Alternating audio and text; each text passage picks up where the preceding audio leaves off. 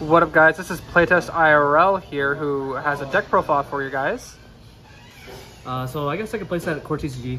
I'm doing a series where I basically do all the I net deck all the famous people on the internet in the Edison Sphere or the Tengu Sphere, and then I'm going to be doing it, basically taking their deck and see how well I can do with it. So for this, for the first one, I took a deck from Rob the Man. He does have a YouTube channel, so if you guys want to subscribe to him, it'll be on my my title, Rob the Man. He took a deck to a tournament called Tengu Rumble, I think it was. It's a multi-day event, and he got second with this particular list. So he played Destiny Hero Plants, so I'll go into the deck list. So the deck list is 3 tour guides, 1 Tangen, pretty standard for Tengu. So I decided to play that. It was really good. I mean, I decided, but I net decked it. For his list, he plays the Greffer and then the 2 Malicious. Malicious is really cool in this particular build because you can go into your level 8 synchros really well.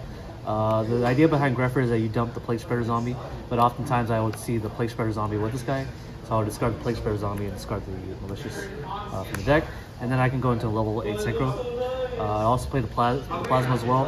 Plasma is good in theory, but I never resolve or summon Plasma because you have to... I had to have 3 monsters to spell summon this guy. But it's very easy to make 3 monsters with this, so it negates every single monster. It's a skill drain that's only one-sided for your opponent, so it's a really cool card. The other Destiny hero he plays is Destiny Diamond Dude. I never used his effect to... I did use his effect, but I missed it every single time. It's a level 4 monster that's dark that you can overlay with any monster you steal with Mind Control. That's the primary utility for this guy. But the idea is that if you have Plague Spreader Zombie in your graveyard or your in your graveyard, you top deck a normal spell, and then it's on top. And then you use the effect of Diamond Dude to mill the top card, and it's going to be a spell because you know what you top deck with the Plague Spreader Zombie. Best card in the deck is Dark Arm Dragon. I actually really like Dark Arm Dragon in this particular build, but not even just this particular build. Dark Arm Dragon is actually underlooked in Tengu Plant format, so definitely recommend playing this card if you play the 3 tour guide or the Great Creeper Spy, because it's so easy to bring this guy out. But with Greffer, yeah, you can just dump a dark, send a dark, and then if Greffer goes to the graveyard somehow, you can just bust something. So yeah, another boss monster, why not just play it? Other boss monster I played, BLS. I don't think I won a single game with BLS today because I never brought it out, but in theory he's there. Other boss monster is Gores. I brought out Gores. Really good because you play the plant engine, so you can mill the globe ball synchro with the token, and then the token's level 8 synchro. So Gores by itself does a lot of damage with the globe ball. The hand traps, I play the 2 Bailers and the Maxi. He only plays actually 1 Maxi, and I think the reason why is because Sangan can search for it. But other matchups you don't really want Maxi against because you don't want to play against. You don't want to have Maxi against like Malefic or Malefic Stun or like TG Stun. So he just side decks it. I mean, he only made X1 so they could search off the Sangan. The plant engine, I play the Longfire, Glow Ball, Spore, Dandy. Much like Tengu Plant deck, the single version of this deck, it doesn't play the Tengu because Tengu you can draw duplicates of it, and it feels pretty bad. You could make the argument that you can draw duplicates of Malicious, but the issue is that you have to play out all your Tengus. But with Malicious, you can dump it off of Greffer, and then I also play the D-Draw 2 to dump this off. So there's multiple ways to get Malicious in the graveyard. So I feel like this deck's a little bit better than Tengu Plant, even though Tengu Plant has more representation. I really like this build, so it's really cool on Rob the Man to make this deck. And then the big dragon. So basically, it's Tengu Plant without the Tengu. It just plays the dark engine. Hero, I played the 1 Stratos. Stratos is really good because you can search for your Maliciouses, you can search for the Plasma, and you can search for Diamond Dude. Really good synergy with Allure Darkness too as well. So you can allure away the monsters you don't need. So you can draw 2 new cards. But of course, you're gonna play this in tandem with the D-Draw. Yeah, since I play how many Destiny heroes? 1, 2, 3, 4.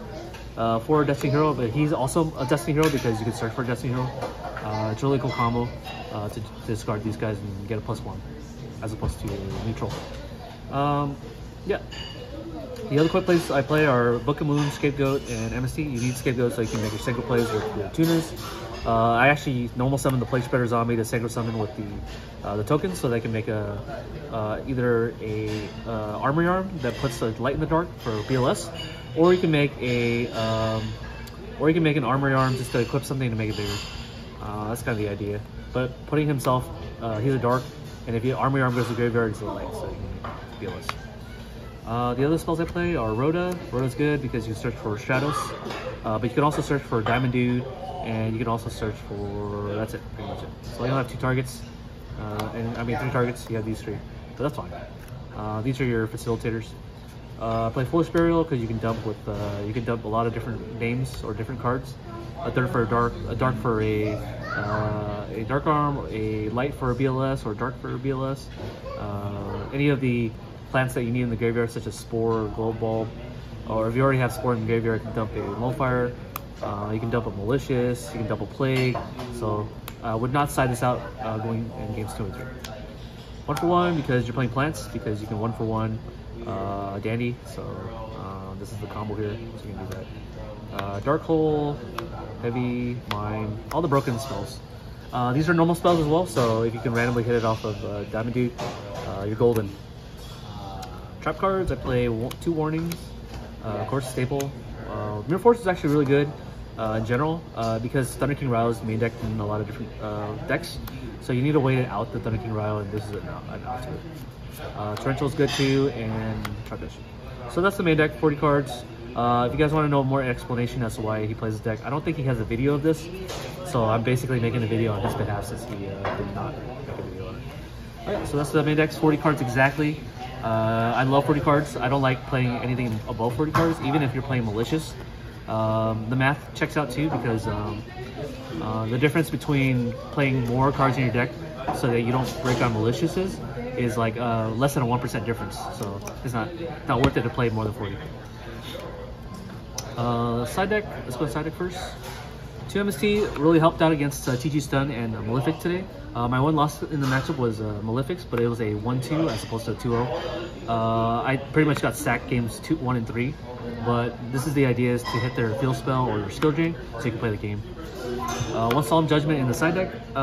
Good. It's a good idea to main deck this, but he sides it. I don't know why exactly, because this dodges a lot of different cards in every matchup. Really sucks to draw into when your opponent has an established board, but it's Solemn Judgment, why not? 2 Forbidden Lance for the TG matchup, in case you can lance them in the damage step. 2 Snowmanor, this was actually MVP of today. It hits Thunder King Ryo, but against like control decks with Horn of the Phantom Beast, this triggers before the Horn of the Phantom Beast is able to draw them a card, so you can pop the monster before they're able to draw a card. I think that's a rule. Correct me if I'm wrong, Mike, but if you destroy a monster with Horn of the Phantom Beast with this, do they get the draw? I'd have to check the damage step chart. Yeah, I'm pretty sure they can. I think Horn of the, if I might be wrong, but I think Horn of the Phantom Beast triggers in step 7, and flip effects trigger like way before that. Yeah. Flip effects trigger in like step 5 or 6. He might have the same ruling as Fulham Knight though, because it is destroyed by battle. So I have to double check the wording of the card. I'm pretty sure Horn of the Phantom Beast checks for grave. Is that right? Okay. Yeah. I thought it wasn't, because it works under macro or something. Oh, I could be wrong. I'd have to read it. Yeah. But against Jerry, he did have the Horn of the Phantom Beast with the TG Werewolf, and I basically told him that it doesn't work, that he can't draw a card, and he believed me, but I could be wrong. So hopefully I wasn't wrong, but if I was wrong, then I'm sorry, Jerry, if you're watching the video. We'll check, and we'll leave the answer in the comments. Yeah. 2 Maxis in the side deck, because, you know, not every deck is special summoning, so it makes sense to side this. 2 Black Horn. It's I actually used to side this against Malefic, because they special summon the Side Random Dragon, so you can just hit it. But other than that, I did side it against plants, and I did side it against... I actually didn't play plants, did I? My matchups were I played Malefic, and I did play against plants, and I did side this in, but I did not draw it. 1 Close Forest, because you can actually make it with H Fairy Dragon. You can actually make H Fairy Dragon pretty easy with 1 for 1. So if you have 1 for 1 in this, that's another combo. You can discard the Malicious, get the level 1, banish the Malicious to special summon the Malicious, and then make a level 7, and then pop the field spell, their field spell, to get the Close Forest. So that's really nice. That's why you only play the.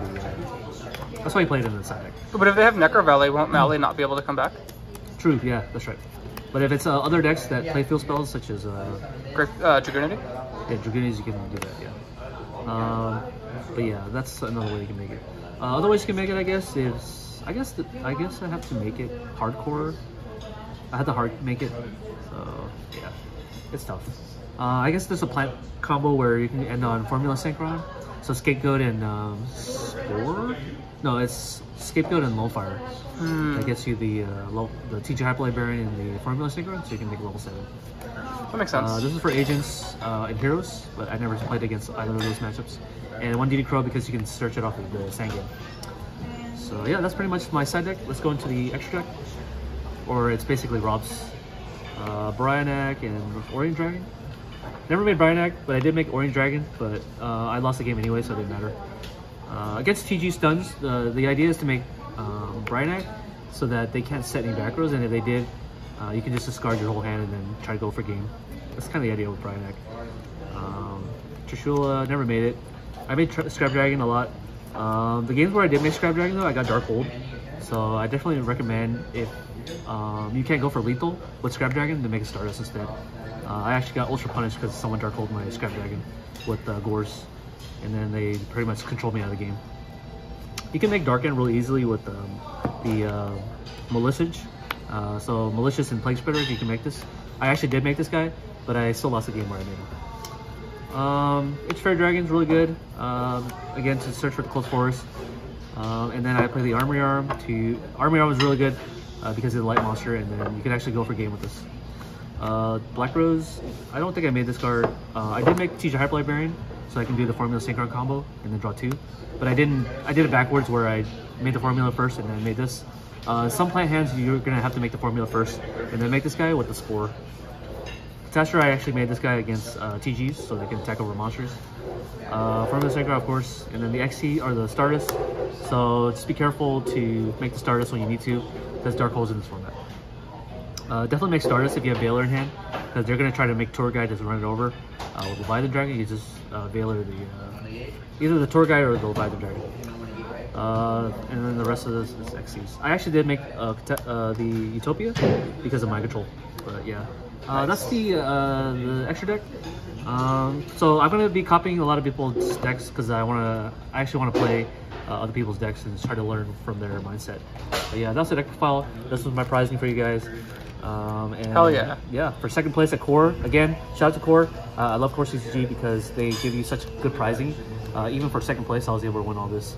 So definitely recommend to see you guys there for retro formats in the future. They are going to be planning on doing hat format, so stay tuned for that. I'll do some hat format content in the future.